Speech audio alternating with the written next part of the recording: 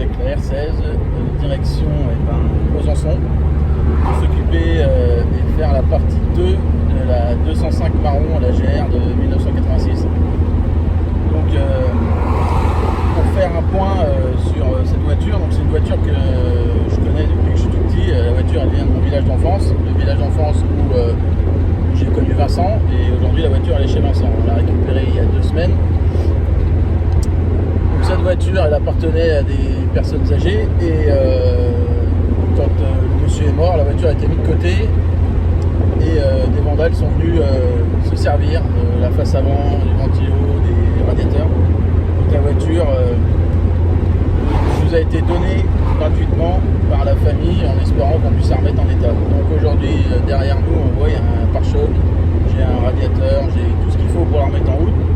Le but du jeu de ce week-end c'est, hormis faire les foins avec Vincent, parce que Vincent fait des foins, c'est de remettre en route cette 205, voir ce qu'elle vaut niveau mécanique, parce qu'on n'a pas pu voir l'autre fois, parce que vu qu'il n'y avait pas le radiateur, on n'a pas pu la mettre en route. Je pense qu'elle va démarrer. Donc c'est un 1360 cm3 de moteur XY7, donc qui était équipé sur les 205 première génération, sur les 104 ZS et sur certaines R14. Voilà. Donc moteur boxer qu'on appelait chez Peugeot. Donc le but du jeu, j'ai déjà ma XS qui a ce moteur là, donc c'est un XY8, c'est-à-dire c'est le moteur avec les 2 carburateurs simple corps. Et comme j'ai beaucoup de 205, des GTI principalement, j'ai une Rallye, j'ai une CTI aussi, et que depuis des années je ne m'étais pas occupé de toutes ces petites voitures, toutes ces petites 205 de milieu de gamme comme la XS, et je trouve que c'est intéressant aujourd'hui pour moi qui ai déjà pas mal de 205 et de pouvoir compléter la gamme des 205 première génération avec le vieux tableau de bord. Donc du coup là j'aurai une GR 1360 cm3. C'était une GR qui avait l'option du moteur le plus gros qui était monté sur les 205 essence de l'époque. Voilà. Donc moi je suis parti je viens de partir de la maison là, j'ai 3 heures de route avec les R16, je vais rouler pépère. Bon pépère après sur les voies à 110 je suis à 110 hein. Mais je vais pas prendre d'autoroute, ça sert à rien, malgré qu'elle est à 5e vitesse. J'en vois pas la raison, surtout pas l'user plus que de raison, voilà. Donc je vous dis à plus tard.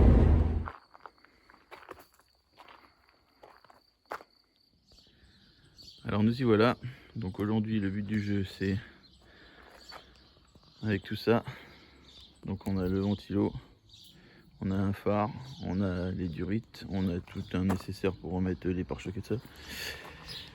Et puis on va essayer de mettre en route cette affaire là. Donc le but c'est que je vais démonter la coiffe du carbu. Je vais essayer de mettre un peu d'essence dedans. On a plein de défauts de masse, mais je pense que c'est dû au fait que on soit pas raccordé avec les motoventilateurs, le motoventilateur. Et puis on va faire l'essai, puis on va voir. Dans un premier temps, comme j'ai pas remis le circuit d'eau et que j'aimerais savoir si elle démarre, donc j'ai défait la coiffe. J'ai pris le vase d'expansion pour le radiateur. J'ai mis de l'essence, j'ai raccordé directement par gravité au carburateur. Et c'est maintenant qu'on va voir si il se passe quelque chose. Donc là on a le contact. Je sais pas pourquoi on a la batterie tout le temps allumée là. Fait quart de tour.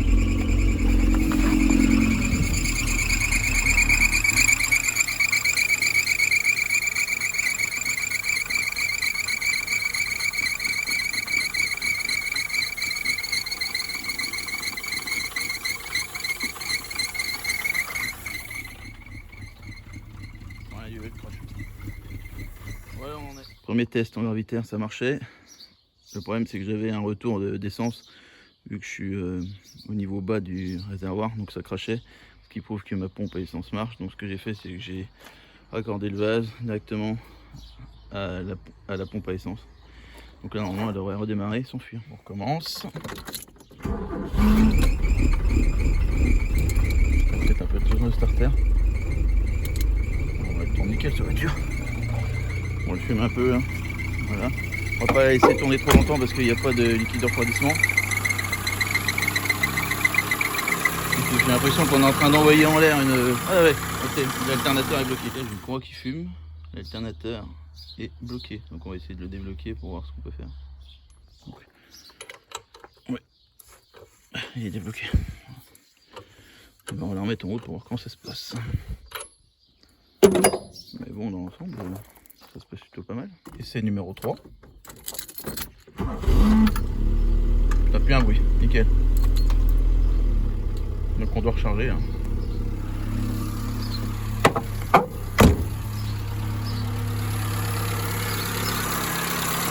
C'est increvable.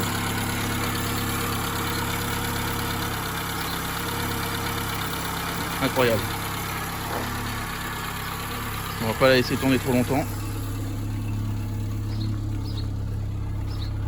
J'ai vu qu'elle fumait un peu bleutée là, mais bon, je pense que c'est parce qu'elle n'a pas roulé depuis un moment. Voilà. Et bah c'est pas mal tout ça.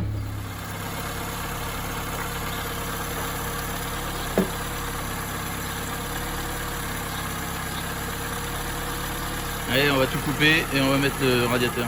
Donc pour mettre le radiateur, on va enlever la traverse. Là. On va glisser la cassette radiateur. On va remettre en place. Je vais enlever les vis pétées là, des pare-chocs. On mettra le pare-choc, la jupe sur le pare-choc et puis c'est bon. Voilà ce qu'on va faire.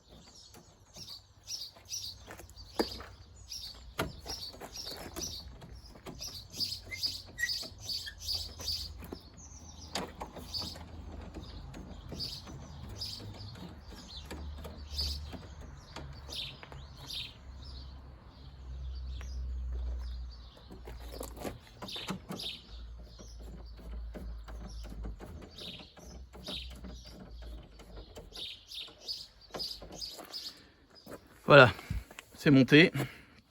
Ce qu'il ne faut pas oublier, c'est que ici repose la calandre. Donc la calandre, elle n'est pas bien belle, mais elle existe. Donc la calandre ira comme ça. Et il faut se dire que les 2 trous du bout vont pour fixer la calandre. Voilà. Pour ça j'ai pris pas mal de cassillage pour la remonter. J'ai pris des vis, donc en fait on va mettre des vis là et là, c'est ce qui va tenir l'ensemble ventilateur. Je vais mettre les durites, je vais mettre les colliers, mettre en eau et on va faire tourner comme ça. Voilà, ouais, on continue.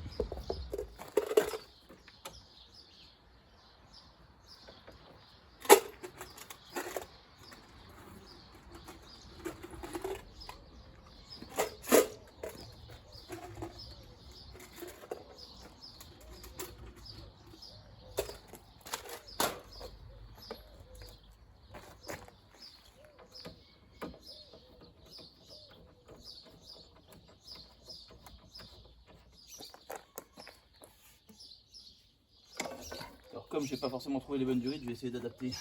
Les durites d'origine sont introuvables.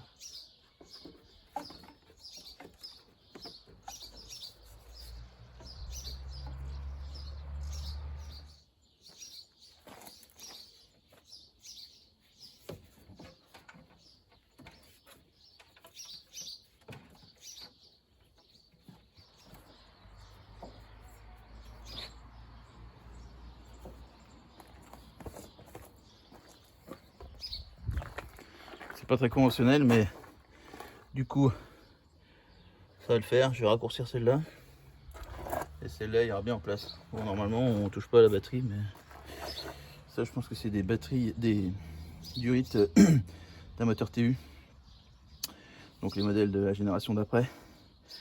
Le problème c'est que j'ai essayé de commander des durites sur les sites de pièces et j'arrive pas à trouver les durites pour ces moteurs. C'est con parce que j'en ai balancé il y a pas longtemps et je pensais pas récupérer une bagnole comme ça. Voilà. Donc là normalement si tout se passe bien, je vais récupérer mon vase, je vais aller chercher de l'essence parce que vu que le réservoir est à sec, et ben, elle démarrera pas. Et puis ben, on va essayer de la mettre en eau, voir s'il y a des fuites, la démarrer, la faire chauffer, attendre qu'elle ventile un coup. Et une fois que ça sera fait, et ben, on pourra essayer d'aller faire un tour, gonfler les pneus parce qu'il y a un pneu qui est à plat, et après remonter le pare-choc et la jupe et la calandre. Et puis elle aura déjà meilleure mine. Voilà. Donc les durites sont raccordées, le vase est à sa place en haut du radiateur. Donc ce qu'on va faire, c'est que je vais ouvrir le bouchon là, ici, là. Et ben je vais remplir le liquide de refroidissement. On va voir ce que ça donne.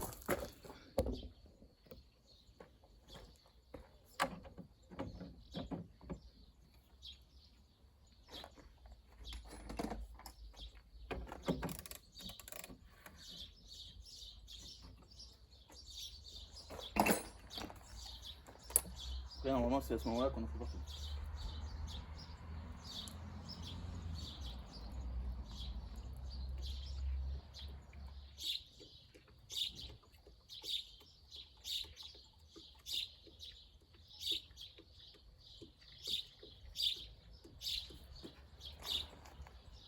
Donc là on est rempli à ras-bord. Je vais refermer, je vais compléter dans le vase.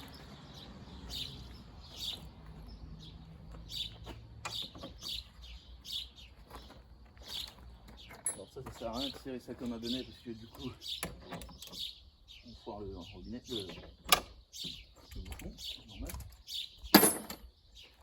Allez hop, on met un peu dans le vase.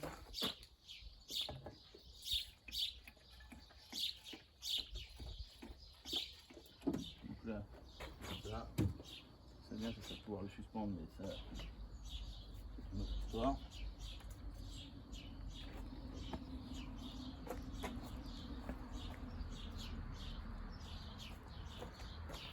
La batterie.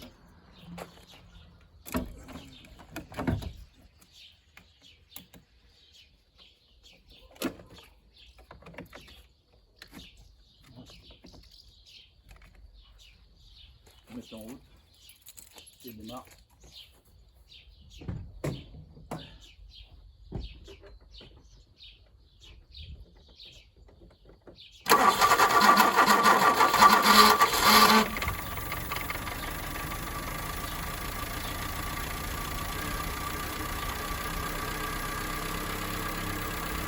va laisser tourner un peu. On va voir comment ça réagit. Là on est en eau, donc du coup, elle risque pas de chauffer.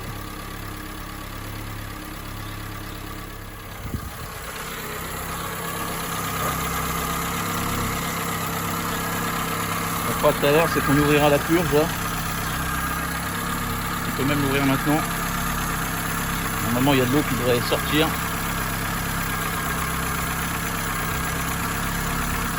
C'est pas encore assez chaud. Alors le truc, c'est si on veut faire avancer la chose, on souffle là et on ouvre le robinet. Il y a une purge ici aussi.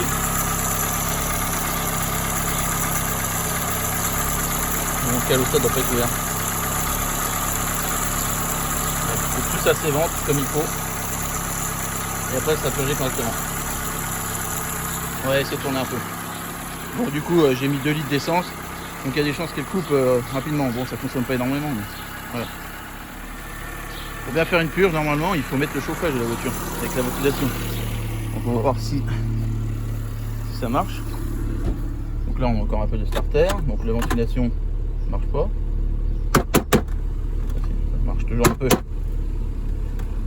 Je me mets en chauffage. Voilà. Bon après, il va falloir nettoyer un peu. C'est dans un état de nettoyage. Mais dans l'ensemble, elle est quand même assez saine comme voiture. Bon, comme il y avait eu des commentaires, oui c'est vrai que les rétroviseurs sont pas les bons, c'est les séries 2. Et après le gros défaut c'est que j'ai enlevé la plaque de mastic derrière sur l'aile. Mais en fait apparemment la voiture elle s'était pris un coup d'épareuse ou je sais pas quoi, donc du coup elle est percée. Là. Donc on va faire un peu de carrosserie là. Il n'y aura pas que du débosselage. On va faire une soudure et puis on verra bien comment on fera. Bon niveau échappement ça va dire un peu plus propre que tout à l'heure. Le coffre phase 1 est corrodé, voilà. J'en ai, mais ça restera peut-être comme ça. Après il faudra nettoyer ce merdier là. Voilà. Mais elle fait un bon petit bruit je trouve. Il n'y a pas de bruit de culbuteur ni autre. Donc ça prouve bien qu'elle a peu de kilomètres.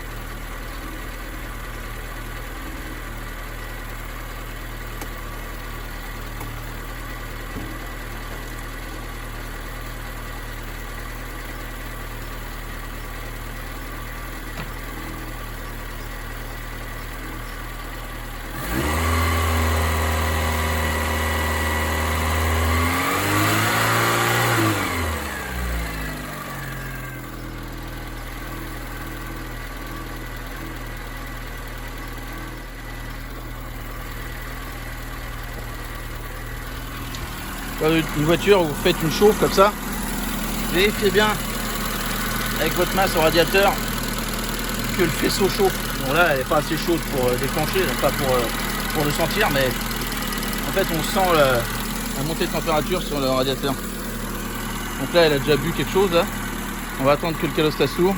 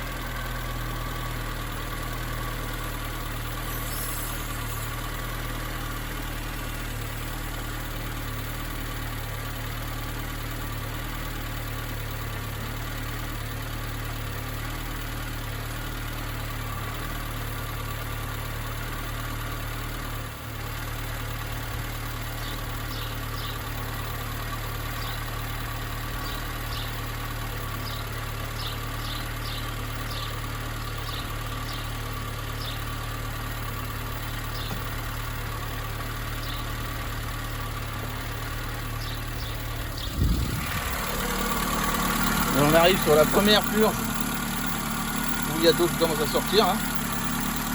On va purger celle-là et après on purgera l'autre. C'est le chauffage.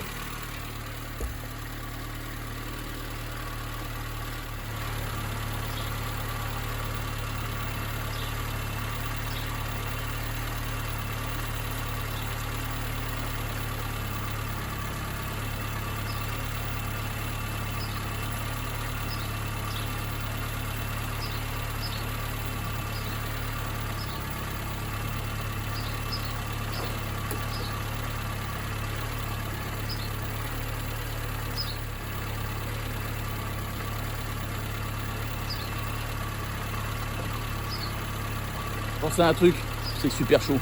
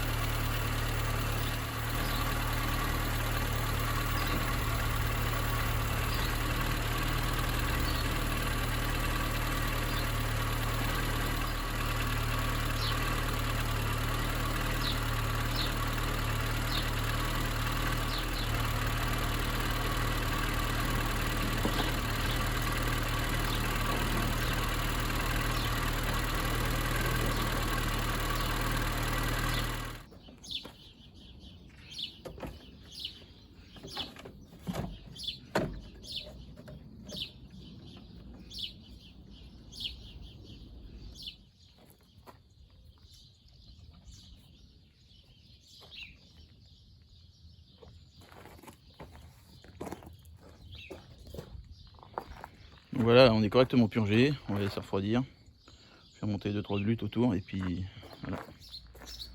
Je pense qu'il serait temps de voir si elle est capable de faire quelques mètres cette voiture.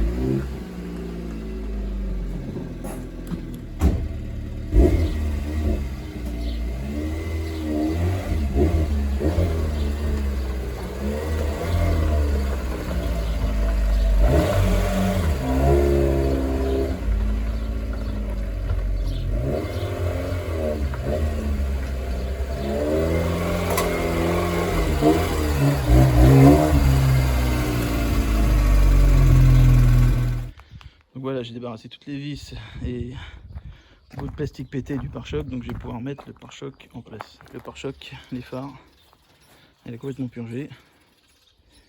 Voilà, elle est prête à avoir une grosse révision et puis passer au compte. Alors petit compte rendu du week-end, donc le week-end s'est bien passé, j'ai pu remettre en route la 205, donc j'ai remis le radiateur, j'ai refait le circuit d'eau, j'ai remis en route la voiture, niveau carburation ça va. Après j'ai été faire des premiers tours de roue, donc il y a un embrayage à changer, ça c'est sûr, l'embrayage patine dès qu'on fait tirer un peu la deuxième. Les freins sont à revoir parce que les freins sont plus ou moins bloqués, mais dans l'ensemble elle a bien redémarré, j'étais assez surpris et le moteur tourne super bien, la purge a été faite, il n'y a pas de problème de moteur qui monte en pression ou de moteur avec un joint de culasse ou de défaut d'étanchéité sur voilà. Donc en fait la prochaine fois que je viendrai dans le coin, je j'aurai commandé un kit d'embrayage et je ferai l'embrayage. Ça va vite sur ces 205 avec un moteur 204. On a une cascade de pignon le long de la boîte. Et en fait, on n'est pas obligé d'enlever la boîte parce que la boîte est sous le moteur. En fait, on a un moteur, un boxer avec la boîte qui est intégrée dedans. Donc, quand on fait la vidange moteur-boîte. Et en fait, on a une cascade de pignon avec un renvoi d'arbre sur le côté. On peut défaire cette cloche et faire l'embrayage. Du coup, on n'est pas obligé d'enlever les cardans. Sur une 205 avec ses moteurs XY, là, quand on sait y faire, un embrayage c'est fait en 1h15, c'est fait. Voilà. Donc ça, commander un kit de frein sur le pont l'arrière, on fera les plaquettes à l'avant et puis refaire l'étanchéité des étriers et puis ça devrait le faire. Voilà. À plus.